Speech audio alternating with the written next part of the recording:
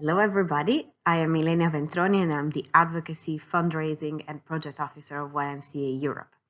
And I'll be guiding you through this learning about institutional fundraising for youth organizations. So we'll go first through a little overview, and we will see that we will be talking about institutional fundraising in general. Then we'll have a close look at Erasmus+, which is a very important tool for most of you. And then we will talk about topics of grant writing and the key concepts, so how to write a good application for a program like Erasmus+.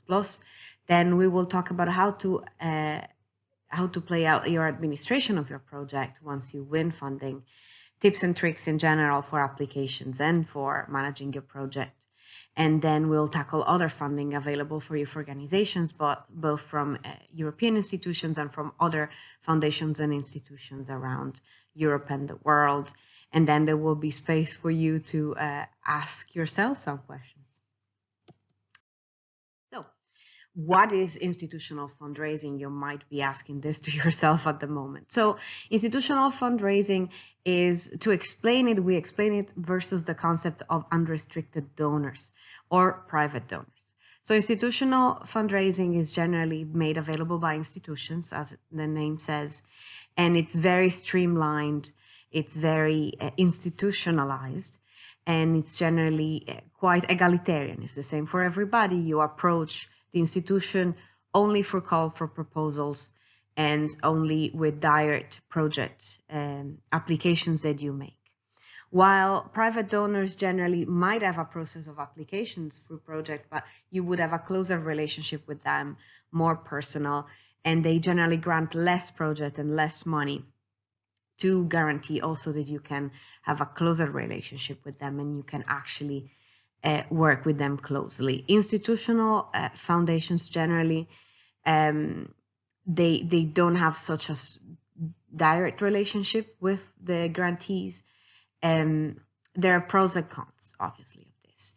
The pro is, of course, this type of fundraising is way more predictable. Generally, the calls are always at the same time of the year. You can refer to the work program for any doubt that you have. You don't need to call the institution, you don't need to talk to specific people, you just have everything written down. There's more money available, that's very, very clear. And it's generally more accessible because there's more information. Since it's public money, and that's another big difference, 99% of the time this is public money coming from taxpayers. Everything about it needs to be clear and accessible. So it will be more accessible to you, easier to understand and to access. You'll find a website very easily, etc. The cons is it gets more complex because there will be more rules and more things to fulfill, and it's more restricted in the sense that you can only spend the money for the project activities that you have. You won't be able to move that money around, let's say, to cover some staff costs or things like that, unless it's written in the project. You can't use it. So there's some things to really, really remember. So as this image says, ideally everybody gets a pony, it looks perfect. However, there's some things that some caveats, as we say in Latin, that you should really remember. You really need to know your institutions. Even though we say that the relationship isn't as direct as with private donors, you really need to know who's your funder. Is that the European Union? Is that the European Youth Foundation? Is that another foundation? You need to know who they are, what are their values, how do they think, and even try to know them personally and to meet them so that they can know you. Since this money is so accessible, anyone can apply. And of course, the institution would have a lot of distrust for people that they don't know, and they don't know if they can trust or not. Also, as we say in Italian, chi non risica non rosica. If you don't risk, you don't gain anything. But there's no risk in just writing a project. Your only risk is you don't win, and that's it. So you need to apply, apply, apply. Please take all the opportunities because they're right there. Any failure, which is, you don't win the money, becomes a learning opportunity because most generally you will get feedback and you'll learn what you did wrong. But we talked about institutional funding in a very general way, but there are different levels of difficulties. There are easier institutional fundraising techniques, and there's more difficult ones. But the one golden opportunity for youth and NGOs is Erasmus+. Why do I say it's golden? There's quite a lot of positive things, which is, for example, that most of the projects under Erasmus Plus don't need co-funding, so you don't need to put your own money into it, which is co-funding is something that happens a lot. You don't get all the money you need for a project. Some you need to put from your own resources, either by hours of work of your staff or by actual cash. And Erasmus Plus generally doesn't have that because they know very well, they work with youth organizations. We often don't have these opportunities. And also there's the level of difficulties. There's a very low level of difficulty and there's higher ones, but you can definitely do some very interesting things even with easy projects. So what's Erasmus Plus? It's the EU program for youth education, training and sport. And the next funding period will go from 2021 to 2028. The money available has now doubled. It was before around 13 billion euros. Now it's around 24.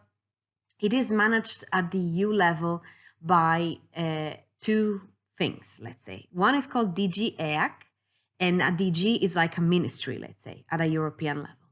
And then there's an agency, which is more, say, a practical implementation agency to implement a program, and it's called EEA. But then you also have an implementation structure at a national level, and they are called national agencies. So you have either the opportunity of accessing big funding, sending projects at a Brussels level, and you only have a call, say, once a year or more. This will need to be defined in the new program, and I'll tell you why.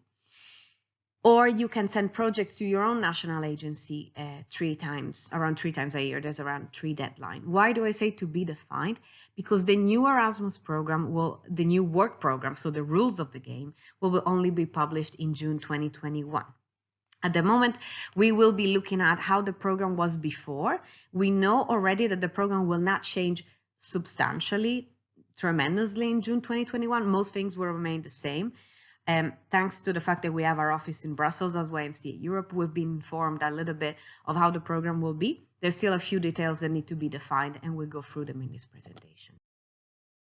So Erasmus Plus has 3 types of actions, and this goes with the level of difficulty we talked before. You can have key action 1 with mobility of individuals, key action 2 with cooperation for innovation and exchange of good practices, as we call it, a strategic partnership. Or you have a key action 3 with support for policy reforms. Now, the names, the key action names will remain the same in the new program. The titles might change and a bit the thematic probably. And this needs to be defined, but more or less will stay in the same categories. And most important thing, who can participate? A lot of you might be asking themselves, can I, apply for a project like that? The reality is some of you can more than others, but all of you would be able to be included. How? The Erasmus Plus program divides itself between program countries and partner countries. What does that mean? You have the program countries, which are the 27 EU member states. This needs to be updated, unfortunately, after Brexit. And then non-EU program countries. Among them, there's Iceland, Liechtenstein, Norway, Turkey, and the former Republic of Macedonia. Then you have some overseas countries and territories belonging to France mostly, and they are part of the program countries. And then you have the partner countries, which are all the other countries in Europe that you don't see mentioned here. What does that mean? The main difference between program countries and partner countries is that a program country can apply as the main applicant to that project because they have a national agency, while the partner countries can be partner in a project but can't apply themselves. What's the main difference? If you can apply, the activity will take place in your country. If you're a partner country, it means your people will have to travel to go to that activity. And you won't receive the money directly, but you will receive the money that is needed for your people to travel and to do the project activities. So let's look at the first type of key action 1. It's what we call youth exchanges, the most simple one. It's around 5 and 21 days. There needs to be at least 2 countries involved. Say, for example, you want a youth exchange between French and German youth, for example. So you will apply, you French organization will apply to your French national agency, and you will have Germany as your partner. You can get 16 to 60 young people involved, maximum 35 years old. It's a non-formal education-based program, of course. You will need to develop activities that have to do with the development of social, civic key competence for personal, civic, and professional development. This is the most basic type of activity. There's a lot of freedom in the type of activities you can do. And here is where you can involve your beneficiaries, or the young people that come to your YMCA every day. So not necessarily just your youth workers, but also the young people that just participate in your activities. And you can broaden their horizons, learn new cultures, exchange with other young people. These are the pros. The cons is that the type of money you receive to cover this activity is a bit less compared to the second type of activity under Key Action 2 that we'll look at now. It's the mobility of youth workers. You have between 2 days and 2 months of this project, and minimum 2 countries like before. You can have up to 50 young people, still maximum 35 years old. What's the main thing? These are your youth workers. So what's the goal of this project?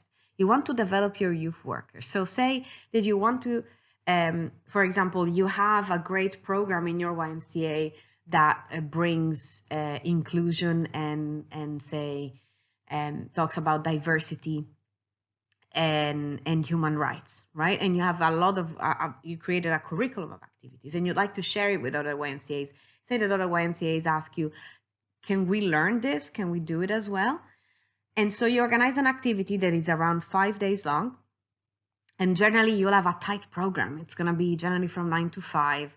And you will use non-formal education techniques to teach all of these youth workers how to implement these activities in their YMCA. The project overall will cover around 2 months because you'll have the preparation time and then you'll have the reporting time.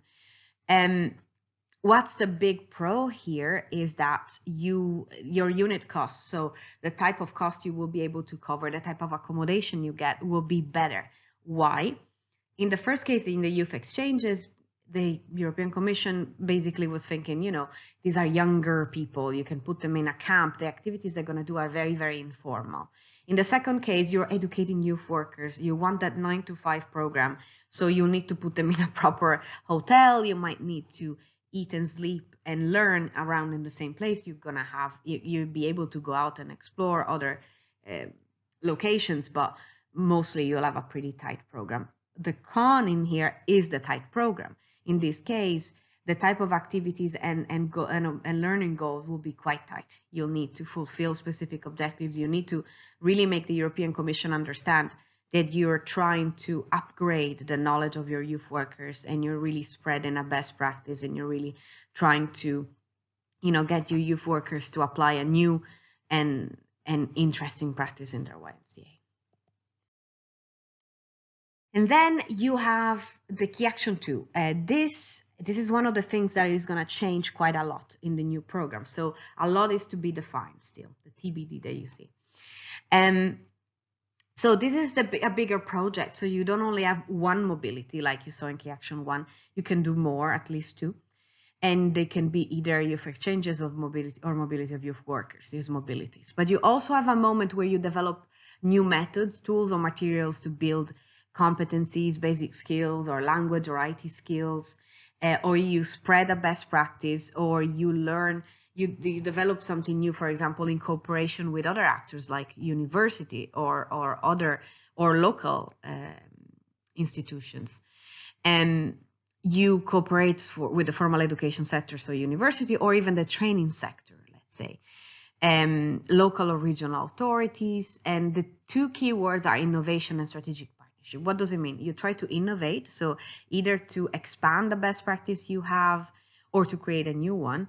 And also you do that in cooperation with an actor that is not you, there is somebody different, and it's somebody that can provide an expertise that you cannot provide, say university or a local authority or the training sector. And then this is like to give you more examples of what you can do.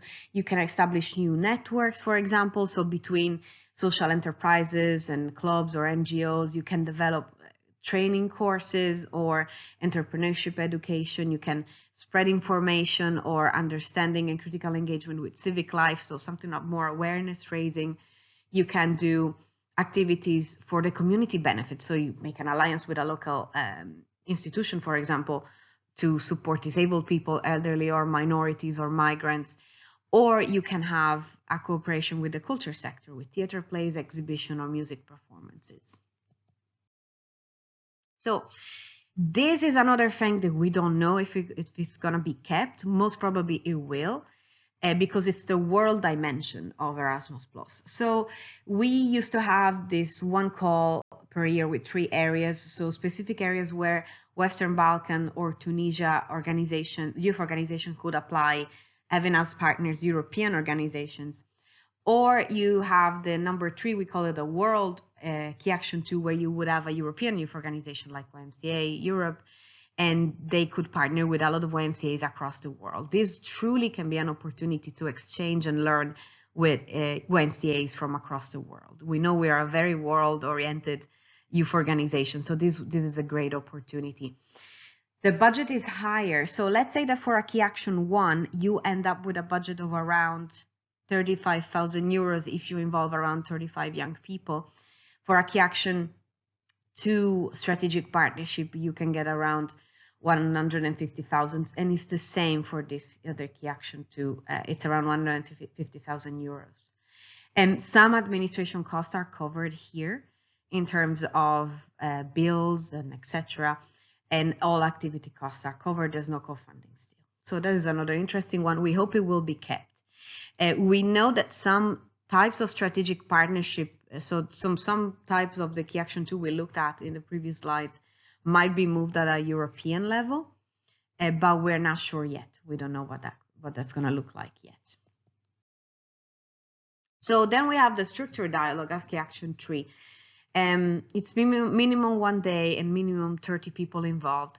This is a very important thing if you want to expand the work of youth participation of your organization. You can work at it nationally. You don't need to have, for example, this moment of European exchange with young people from other European countries coming in. You can just do it nationally.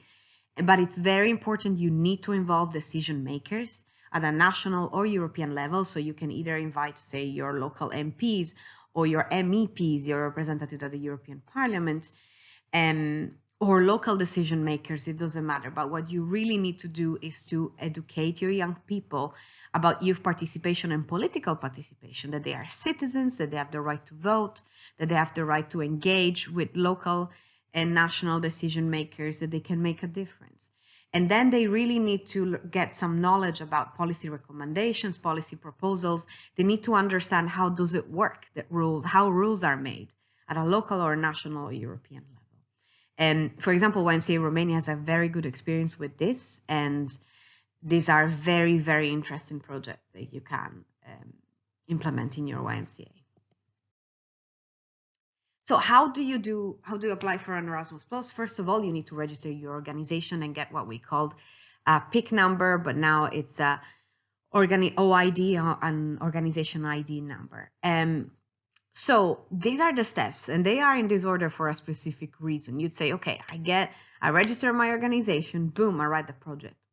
Not really, not in this way. First of all, you draft your idea. You need to understand the needs. You definitely have talked already about this with Olga. This is basically the same as your project making as you have learned it with her, just a bit tweaked because the needs of this program are a little bit different. But first of all, the needs of your community. Who's your target group and what do they need and why? So one question you'll get is often, what's the issue and how will you respond to it? And then very early, and this seems early for you probably for how you've been learning about project making, but you need to find the partners. Why? Because they will really determine also how your idea will develop. So of course, if your idea is to, for example, spread human rights and democratic education, if amongst your partners there are countries that are having struggles and troubles with that at the moment, this would really elevate your application. You will be able to, right from the start, we are doing this because the YMCA is involved are living through troubled times, and their youth really need to have this type of approach. And then it's time to write your project application. You need to respond to the questions that are in the online application. I always suggest copy and paste the questions offline, because online platforms often crash. So please do copy and paste offline and then write it offline and then upload it online. Then you will need very early to prepare the documents. What does it mean? You will have, for example, declaration of honor that the partners will have to sign. Why do they have to sign that? Because of course you can't just name an organization and say, oh, they're my partners. No, you need your institution, the EU in this case, they need to know that the partner agrees on the conditions and they agree to be partner in your project. It's a 2-pager, it's not a big deal. Generally, the legal representative will have to write their name and then sign it, and then they scan the document and they send you the PDF that you can upload in the online application. But it's very important, and since organizations have long times to respond, generally they take their time, you need to ask very early. And then you write your project application, you have your documents, and then you will need to submit your project. Then the project will be evaluated by experts. And if you win, you will immediately receive 80% of the grant. Why? We are youth organizations. Most of the costs here will be related to travel as well, or to secure a venue, for example. So they know that we will need to pay early enough, and we don't have our own funds to do that often. So it's very important, and we receive 80%. Then we will need to implement our project, and then that's the time for reporting. So only after we report and the report is approved, we receive the remaining 20% of the grant. This is important because we promise a lot in terms of what will be achieved, how many people will participate, what will they learn, and the institutions, of course, need to understand that we really achieved what we said we would. Why? This is public money. This is the money of European taxpayers, and we need to be sure that the results are achieved. So let's have a look a little bit what it looks like, this online application form. There's an e-form, as I said. Then you have a declaration of honor of the applicant. So you're the one applying. You're the lead of this partnership with other youth organizations. So you have to commit to a little bit more. You receive most of the funding, and so you will have more responsibilities leading this partnership. Then you will have to upload a timetable or a program of activities. Very important. They need to know that everything you want to teach, everything you want your people to learn, will have enough time to be done and digested. So you can have a lot of objectives, but then if in the timetable it looks like you're cramming everything in one day and then doing less stuff in other days, it won't look properly done. It won't look like you've done your research in terms of how non-formal education works and how you'll be able to deliver those objectives. Then you need the mandates, as we said. The mandates are those documents that the partners have to sign. And one good pro of Erasmus Plus, you don't have a separate budget. In the form, you will need to fill in these bits that are called mobilities. So basically you tell people, participant 1 will move from, say, Kiev to Berlin. So the distance, there will be a distance band, let's say it's around this amount of kilometers. And this will produce automatically the maximum amount of money that person can receive to reimburse their travel. It's always enough generally. No person ends up with less money than they need actually for travel. But of course they need to look for the cheapest option. And then there's also a separate part called operational costs, and this is about the venue costs and for people to eat and sleep, and that's also done for unit costs. So meaning you have a certain amount, and every country has a maximum amount allotted per day. These quantities will now change with the new program, thankfully, because costs have changed. So if you do your activity in Romania, let's say, that amount will be less than if you do your activity, say, in Denmark, which is a pretty expensive country. What happens if you spend less than it's actually there? That money still remains with you.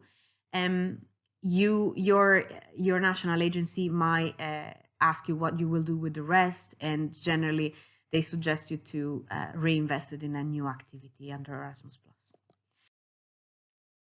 So timeline, what happens generally, and I'm saying generally because the new program, we don't know, because of COVID, everything shifted enormously. So we don't know if these timings during the year will be kept, but you have 3 deadlines nationally for this project: February, April, and October. Your project generally can start 3 months after, and I'm counting like in this, you will receive results, and then from that moment you can start your project. So that means to plan everything you want to do, you need to plan 6 months ahead of the start of your activities. And one important thing I forgot to tell you, every national agency has a website, and you can go on that website of the national agency. It's in your national language, and you'll have all the information. Please, please, please do meet your national agency. Go to their info days. Get as much information as you can. You can apply to this project even if you're not a national YMCA. As a local YMCA, you can easily and happily apply to these things. Actually, probably you'll be much more preferred than a bigger organization, because there's really a strong concern of local impact of this program. So the form will look very, everything you've learned with Olga will help you with this. There will be objectives, there will be the logistics. So where are you going to do this? Why did you choose this venue? The learning outcomes. So objectives and learning outcomes are not exactly the same. So your objective can be that you want young people to understand youth participation and to participate democratically. But the learning outcome is that people are going to learn how to develop, for example, a youth parliament in their youth organization. The methods are important. So are you going to use negotiations? Are you going to use, for example, simulations? Those are the different things. Cooperation. Why did you choose these YMCAs as your partner? Do they bring some specific knowledge that you don't have, or do they need your knowledge? It's important to explain why you're working with whom. And the impact, how many people are going to learn what? And will they spread this knowledge? Will this, what will be the impact on the community? What will be the impact on the organization, etc.? And then you need, everything that you're going to produce needs to be publicized. You need to put it on your website. You need to put it on your Facebook. You need to also try to spread it to the overall community. So are you going to present what you learn? Are you going to be present at a fair or at a conference with the results of your project, and etc.? And then you need to evaluate what you did yourself. Do you think that you achieved everything you wanted to achieve? What would you have changed? What difficulties did you have? And, how did it go? And so the budget, as we said, it's actually done in unit cost. So you don't need to put exactly what you think you're gonna spend. The form kinda already forms these unit costs, and those are maximums, and you're gonna get that regardless. The travel is gonna be done through this distance band, and then you're gonna have the organizational support, which is the subsistence with cost of accommodation and food. And then you have the part about exceptional costs, and this is especially to cover extra costs like visa. They can be quite different from country to country, and things like this. And then you will have your evaluation done by 1 or 2 external experts organized by the national agency, of course. Maximum 100 points, but you generally need minimum 60, but depending on your country, if your country receives a lot of applications for Erasmus Plus, you're gonna need much more. So you'll have a higher threshold to pass. And of course, the relevance is very important. Did your program respond to the needs? Did your project respond to the needs of the Erasmus program? And how did you implement it? Did you did you exactly do what you planned to do? And then how did you evaluate what you did, and did you really try to disseminate your results? Please, please, please, however it goes, win or lose, but even if you win, it's very important, read the evaluation. And a very important thing is you need to understand the philosophy of the evaluation to write your project. So if you know what they're gonna look for, the way in which you're gonna write your project is gonna be completely different. Once you win your money, how you manage your grant is also very important. It's going to ensure that you're going to actually fulfill your objectives, and you're going to write a good report rather than, having to explain a lot of things that didn't go right. Really, really try to deliver what you promised. Look at those learning outcomes. And when you write your learning outcomes, they need to be achievable, and you need to really be sure of what you're saying. Keep all invoices. They're not going to be checked necessarily straight away, but they might be checked after a few years. So please do keep them. And Martina will tell you how important it is to every time keep all invoices and receipts. Report clearly. You will have an online tool called Mobility Tool, and through that, you really need to be to the point and really say how things went practically. Budget wisely. Try to always spend a little bit less, and you're always going to stay clear of any problem. Flexibility is allowed. So it's normal that a couple of participants that told you they would come, then a week before they tell you, I can't, something happened, etc. First thing first, always alert your national agency. Always do. And most national agencies are quite flexible. They just want to be informed. They want total transparency. They want you to tell them that you had a problem straight away, and then they solve it with you. They will tell you, it's fine, you don't get 2 people from Sweden, but like here we're in Germany, you can get 2 extra people from Greece, more or less budget-wise. For travel distance, we're in the same. We're fine. Ask around your partnership, and so that we make sure that we have the same amount of people, even though we lost a country and it comes, from a country that you already have. Always inform about changes for any reason that you need to change venue for a last-minute problem. You're going to have less people. You might have extra people that you didn't account for. Do tell them, please. Less people, it can be accommodated. More people, tougher. But please have a chat with your national agencies, and there's nothing you cannot solve together. So non-formal education is a very, very important part of this.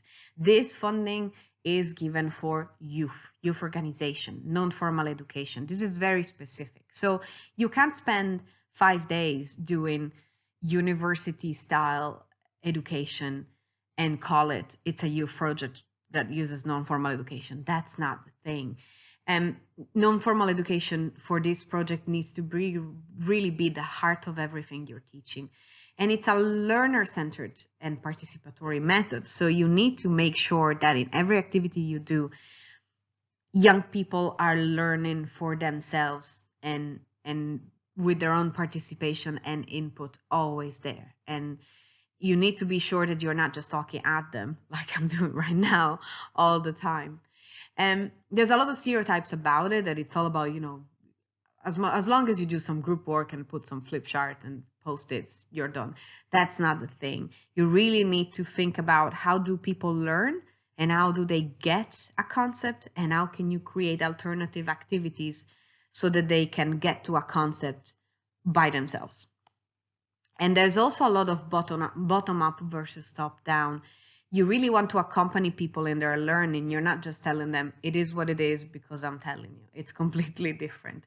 And also people will re-elaborate that knowledge, and they will criticize it and question it and remake it for themselves. And the channels need to be open for that, and it needs to be part of your program. And if you need inspiration for this, there's the Council of Europe Youth Work Portfolio. It's a beautiful source of inspiration for how to create activities that match your needs. Say, oh, I really need something about advocacy, but I'm not sure, I need something new. There you will find inspiration for what you want to do. So it's really important that you understand some language, some lingo, as we say. So some words seem like they mean something, but actually in the context of a program like Erasmus Plus, they mean something completely different. So you have key concept. When you talk about the project comes from the first day of spending any money to the moment of the final report. So everything is included: the preparation, the activity, so those 5 days, and then everything that happens after the activity, the evaluation, etc., etc. The activity itself is exactly when the event is happening. It's those 5 days. That's the activity. Within the activity, then you have the sessions. So you have a coherent learning unit that generally covers around 2 hours, or it could be half a day. Depends how you structure your program. But then you can also, this is very, very, it's very confusing, but you can also call activity just the smallest block in the session. So like you have a session of 2 hours. Within that, you have the activity of introducing the topic. And then you have the actual bit of,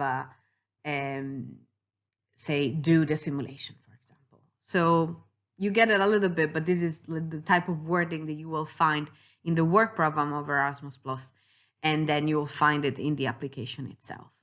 I haven't said it until now, but this is going to have to be your golden rule. Read the work program / guidelines / the rules of the game. You need to understand the objective of this program that you're applying to. You're applying to Erasmus+. Erasmus+ has objectives, and it has general objectives, specific objectives. You need to match what you want to do and what your community needs to the ideals of this program. Why? Again, this is public money. This is taxpayers' money.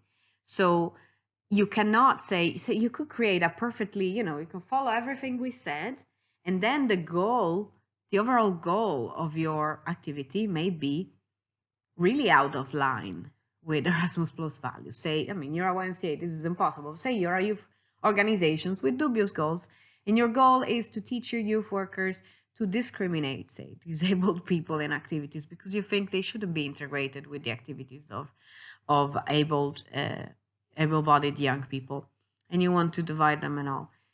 This is, of course, against the goals of the Erasmus+ program, and European taxpayers will not and don't want to and cannot have their money go into this type of activity. So it needs to be very clear how your activity matches those goals. Now, since we are YMCA, our goals and the goals of Erasmus+ are really similar. So where's the difference?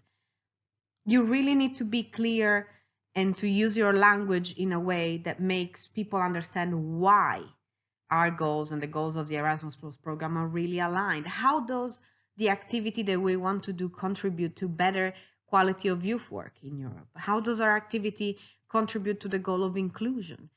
We really need to explain how. It might seem clear to us, but this is all in our verbal ability to explain how. So we talked about learning outcomes and how important they are. What does an individual learn from the project? This is the learning outcome. It needs to be clear, it needs to be realistic and relevant. You can't say this person is going to learn everything about advocacy from this project. That's not realistic. Also, it's not really clear. What does that mean, everything about advocacy? And it needs to be relevant. So say, if your learning outcome is to learn everything about line dancing, that's not really relevant to the work program of Erasmus+, isn't it? And the learning outcomes are the absolute core of a project, especially in Key Action 1. So what are the words that will lead you to really explain well what's a learning outcome? What's your learning outcome?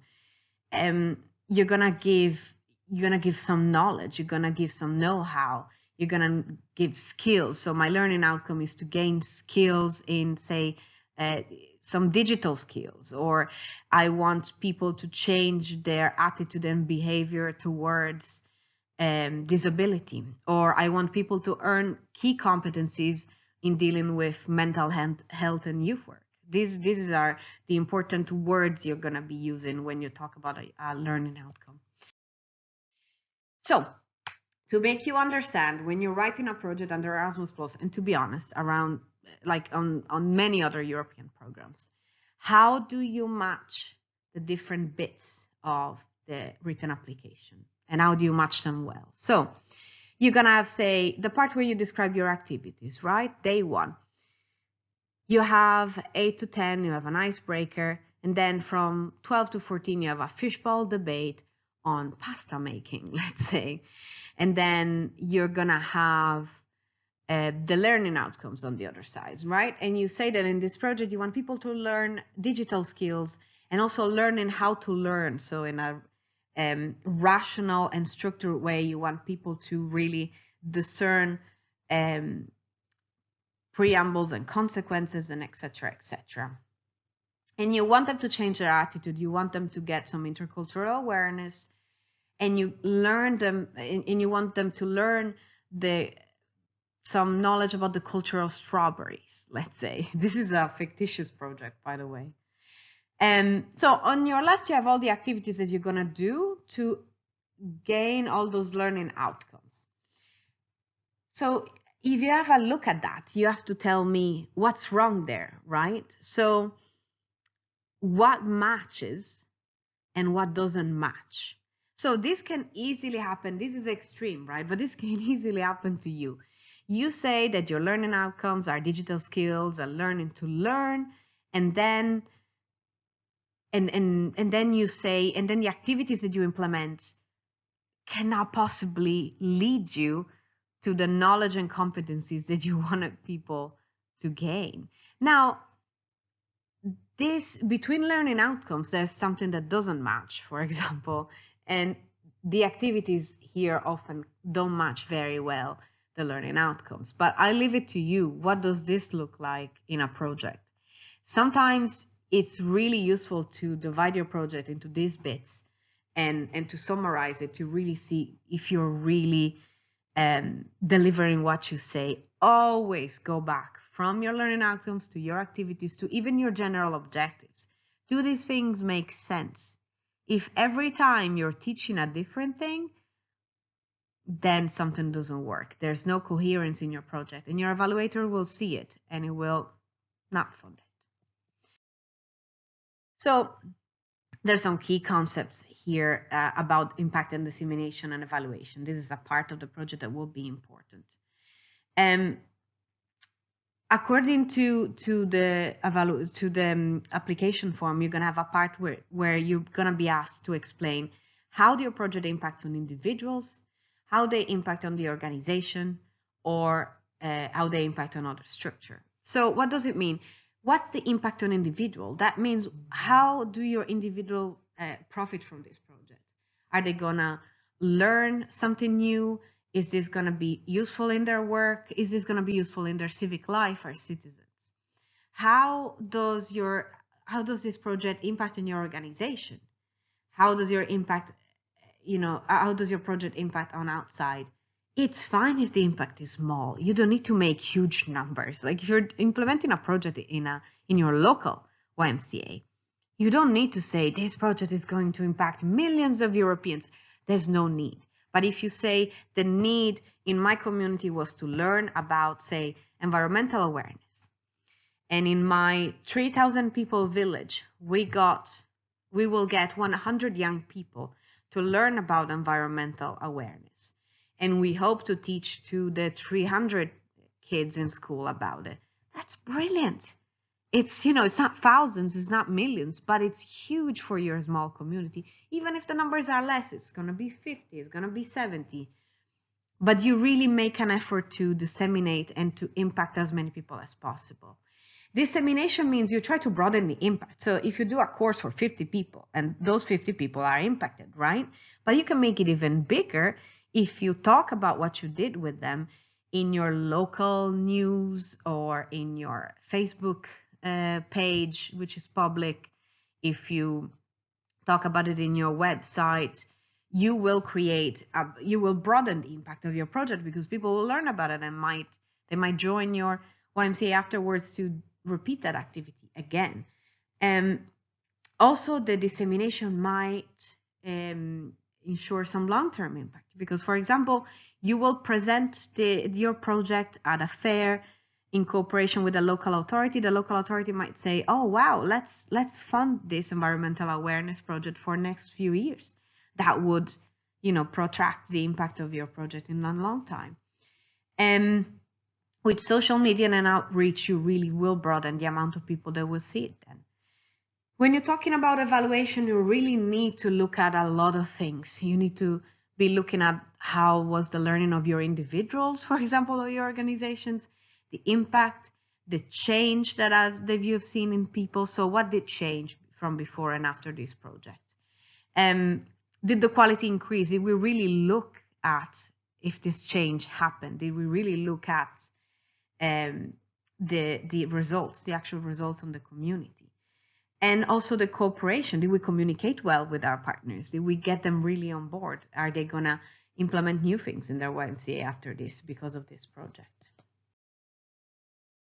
Tips and tricks. So say that you write your application, you follow everything we said until now, you still want to give it another look. So first of all, it's the Grandma Clarity Test, also called another set of eyes. So generally is this: if you, first of all, other people need to read your thing.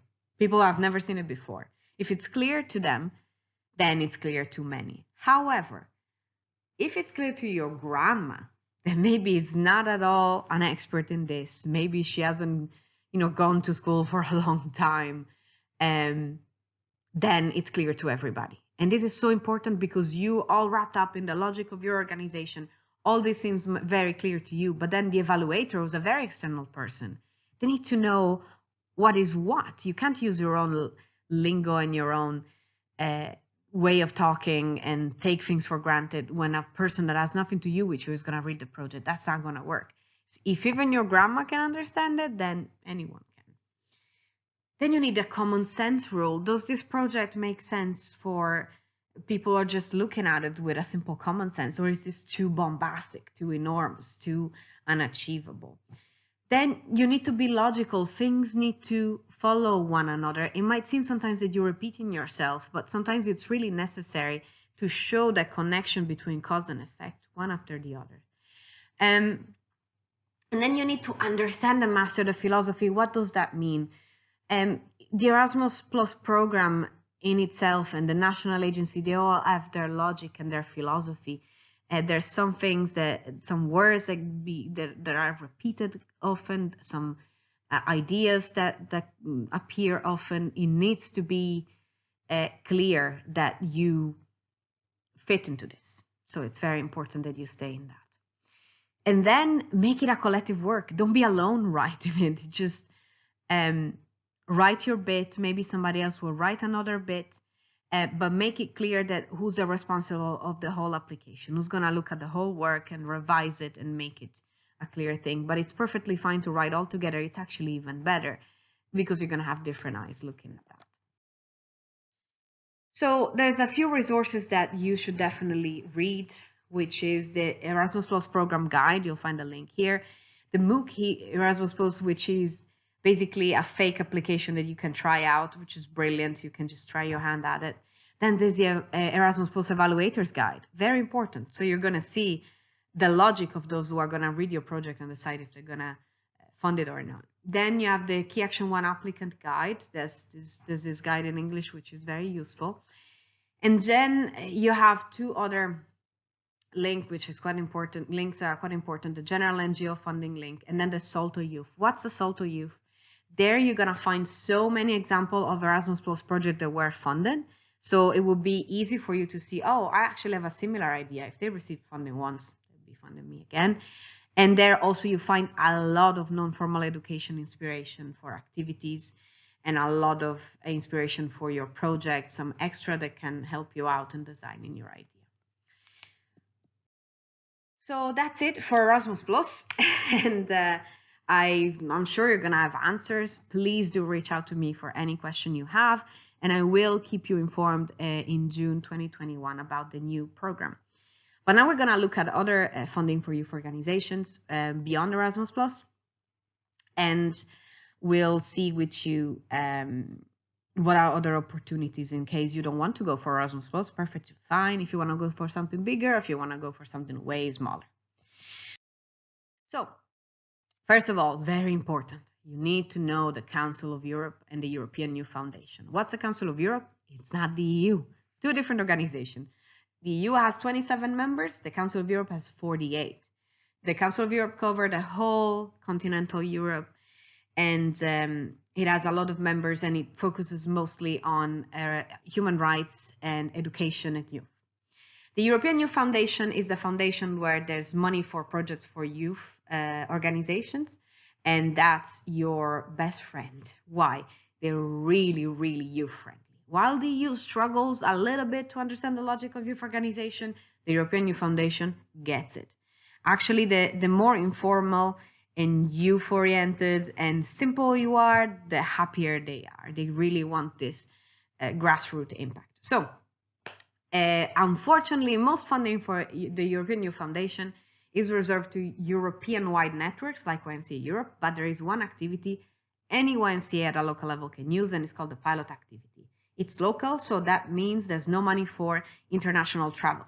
So it's not the one you want to use if you want an exchange between France and Germany. But if you want to do a project at a local level, say to raise awareness about gender equality, to do a cleanup project for the environment, something that responds to a local need. There's been a lot, let's say in my community, there's been a lot of problems between the local Muslim youth and Christian youth. I want to bring them together into a peace activity.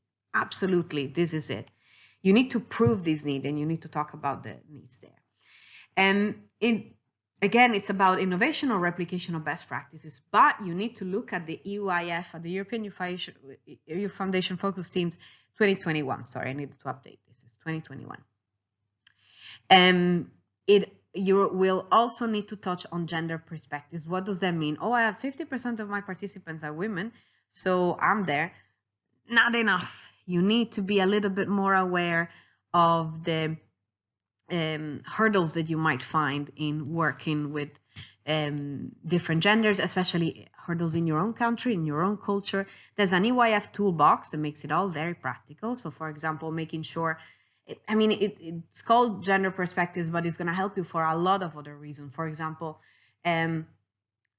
is everybody participating? Is everyone raising their hands? Are girls being more shy? Are they feeling like they can't really talk openly, or do they feel safe, etc.? There's a lot of other things. Do boys feel like they can freely express their feelings and they can be free and safe to do that?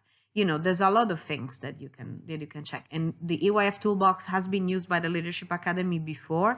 It's a really good tool, very practical. Olga and Martina will tell you about it.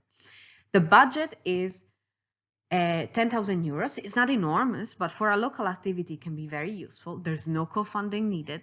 So 10,000 is what you get, clear and simple. And there's a lot you can do at a local level with that. And it's a great way to start. Simple application. It's a 2-pager. So that's something that you can really consider. So this is what the page looks like on the website, and it explains everything.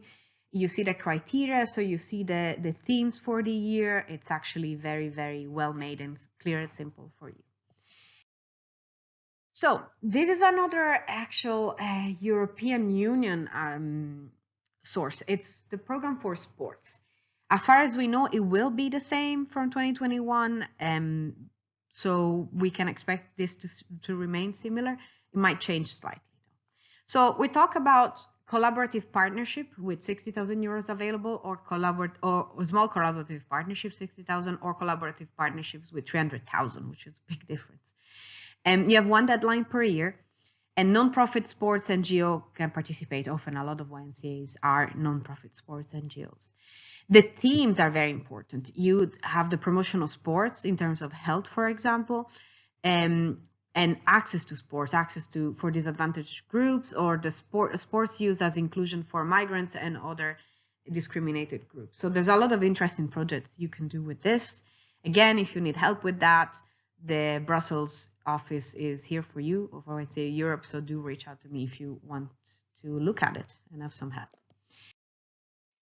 Here, of course, this is how the page looks, but then you will see there's a one-stop shop for all funding in the EU. Is the funding and tenders page. This explains to you a little bit the call and the rules of the game, but it's not where you click to apply. Then we have what we call the AMIF Fund.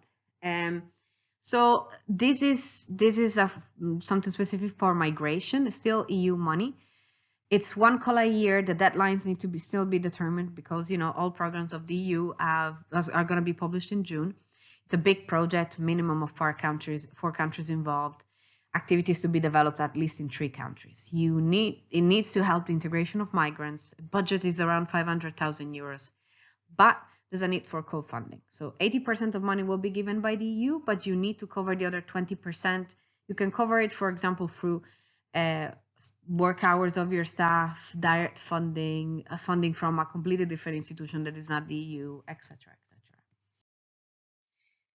Then you have what is called the Citizenship Rights and Value Program, the new SERVE as it's called. It tackles tolerance, racism, gender equality, integration of Roma people, hate speech, etc. Deadline to be defined again, because everything will come up in June. It's a big project, minimum 4 countries that still, and it creates for projects that create awareness, educational modules to spread tolerance among young people, dialogue with decision maker. Big project, it's around 500,000 euros. Still a rule of 80% co-funding. Then you have the Visegrad Fund. Here we go to those that are those funding sources that are a little bit restricted. So here only certain countries can participate. We have Poland, Slovakia, Ukraine, Hungary, Slovakia, Ukraine, transfrontier cooperation programs. It can be for education with seminars or summer schools, youth exchanges, human rights or civil society projects. The deadlines are around 1st of February, 1st of June, and 1st of October, and the budget is around 50,000 euros. Not the easiest of application compared how the funding is not massive, but very, very worth it in terms of the fact that not that many youth organizations jump on this funding. So definitely something you should consider if your organization is in one of these countries. See here, you see the page of the application and what does it look like. It's quite friendly, but you do need to read about the difference between the Visegrad grants and the Visegrad Plus grants and the strategic grants. Those are 3 different topics. Then you have the NED, the National Endowment for Democracy. This is an American funding that is also open to European organizations. The main goal, very important, is just the spread of democratic values and participation. We're talking democratic values really in terms of political education about democracy.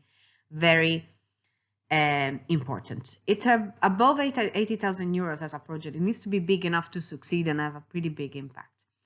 Democratic values, very important. Very important topic to be tackled. The deadlines are October 1st, December 21st, March 15, and June 21st. The money is around 50,000 and 80,000 in the average grants. I won't lie to you, there's a lot of competition. Not easy to succeed there. But according to where is your YMCA, you might be in a priority area for them. So countries that have some trouble at the moment with democratic transition or troubles, they will, pop at the eye of the evaluators, and you might have precedence. This is how the page looks like. Very, very clear and easy to navigate.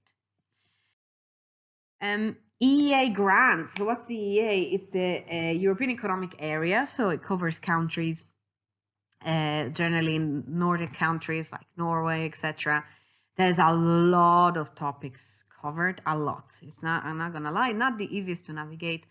A very big project, budget between 100,000 and 300,000 euros. There's different teams and different countries eligible. It's actually easier if you go on the website and then you're redirected to the projects of your country. There's a lot of projects in countries like Czech Republic, Slovakia, Romania, etc., etc. There's a lot of varied teams and countries. There's a lot about education and a lot about inclusion. And you're going to find something available there. It's probably something you want to tackle with your national YMCA rather than your local. Here is the program, what it looks like. So there's a lot of different topics that you can do. The one for youth employment is a bit where your national YMCA can work even on its own, might not need international cooperation, but regional cooperation, you generally have a couple of YMCAs involved. And then you have smaller funding, very interesting. So this is the EPIM, European Program for Integration and Migration. If you work on migration, this is very important. And the aim is to ensure all migrants are able to access European asylum systems that are humane, fair, effective. You, as a civil society organization, should submit projects, and the concept notes they should have a budget around 40,000 euros and a maximum duration of 18 months. It's a very interesting one. Fairly friendly application is something you should consider.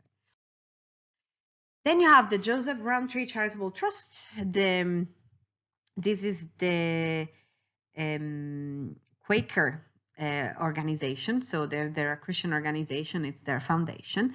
And they love projects that tackle injustice faced by racial and religious minorities, in particular Muslim, Roma, Gypsies, and travelers, as well as anti-racist actions. So the actions are mainly in UK and Northern Ireland, but you can also apply from other countries. They do take into consideration specific effectiveness. So if your country has a big problem with these topics and you send something interesting, they will look at it. Then there's this We Are Family Foundation. The actions can be based anywhere in the world, and it supports and funds under 30-year-old youth activists and youth-led organizations, projects and innovation for creative solutions that fight systemic racism, inequality, inequity, and injustice. And the budget is between $1,000 and $10,000. Very worth it to look at. Actually, if you're very youth-based and it's your local YMCA and you're all young and you want to lead this project on these topics, you have a very high chance of making it. Then you have the Awesome Foundation, funny name. Basically, it aims at representation and inclusion of minorities. There's a bit of a religious limitation, so they wouldn't want your project to have a religious aim, so like to evangelize kind of thing. But if you're aiming at inclusion and things like that, they're perfectly fine with that. The budget is very small. It's around 1,000 euros. So it's really for a tiny mini project. Maybe you want to consider it for your social relevant project within the Leadership Academy. Then you have the Matrix Chambers. This is a foundation connected to a legal firm, actually pretty random, but it's pretty interesting. And they have a one-off funds round with between 5,000 up to 5,000 pounds, but around, generally the funds are around 3,000, and 3,000 a year for 3 years, or one-off of 5,000 pounds. The deadline is closed, is by 5 on 12th of April 2021. It's UK based, but it accepts applications from non-UK charities. So here you have a good bit of links on these funds. And there are many more, in fairness. And here you have this others link where you have other opportunities there. And I'll be happy to help you out in finding out more about these. So I'm here to help within the Leadership Academy to access this funding if you need it, and to assist you in trying and get it. I hope it was a little bit clearer to you. What does it mean to access institutional funding and to get some examples of other donors? And I hope I haven't bored you too much. It's been an hour, so I hope you're gonna look at this in bits. And so you might have questions. You might have a lot of questions. This does not mean to be exhaustive, even though it's so long. So you might be exhausted, but this is not exhaustive. So I remain available to all of you for anything you may need. And good luck in your fundraising journey. Remember to start small, and then a lot will be possible for you. So thank you so much for your patience, and good luck.